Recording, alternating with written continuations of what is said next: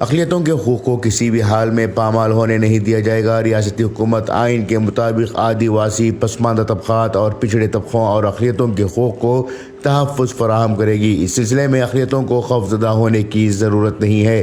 آج وزیر اعلیٰ سدرامیا نے اس بات کی تصدیق کی ہے۔ All India Muslim personal law board کی نمائندوں کے ساتھ وزیر اعلیٰ سدرامیا نے ملاقات کی۔ مسلم پرسنل لاء بورڈ کے نمائندوں نے یونیفارم سول کوڈ کے تعلق سے وزیر اعلیٰ کے ساتھ گفتگو کی۔ اس دوران بورڈ کے نمائندوں نے بتایا کہ آدیواسی، پسماندہ طبقات اور اقلیتوں کے حقوق UCC کی وجہ سے پامال ہو سکتے ہیں۔ ماضی میں UCC کو بھارت کے لیے مناسب نہ ہونے کی بنیاد پر مسترد کیا تھا، لیکن اس دفعہ مرکزی حکومت نے اسے جاری کرنے کے تعلق سے پیش رفت کی ہے۔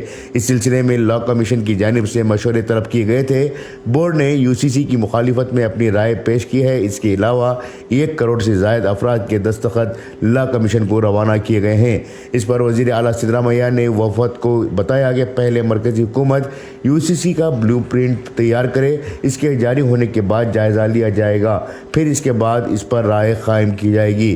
اقلیتوں کے حقوق کو پامال نہیں کیا جائے گا۔ مرکزی حکومت نے پارلیمانی انتخابات کے مد نظر یہ شوشہ چھوڑا ہے اور یہ غیر ضروری ہے۔ اس دوران وفد نے وزیر اعلیٰ کو اوقافی اداروں کے تحفظ کے تعلق سے بھی گزارش کی۔ اس موقع پر سابق ڈپٹی اسپیکر رحمان خان، ریاستی وزیر BZ ضمیر احمد خان، ودھان پریشد کے چیف وپ سلیم احمد، رکن اسمبلی رضوان ارشد، وزیر اعلیٰ کے سیاسی مشیر نصیر احمد، مولانا سید مصطفیٰ رفاعی ندوی، مولانا سید تنویر محمد ہاشمی، مولانا شبیر احمد حسینی ندوی، مفتی افتخار احمد قاسمی، ڈاکٹر سعد بلگامی وغیرہ موجود تھے۔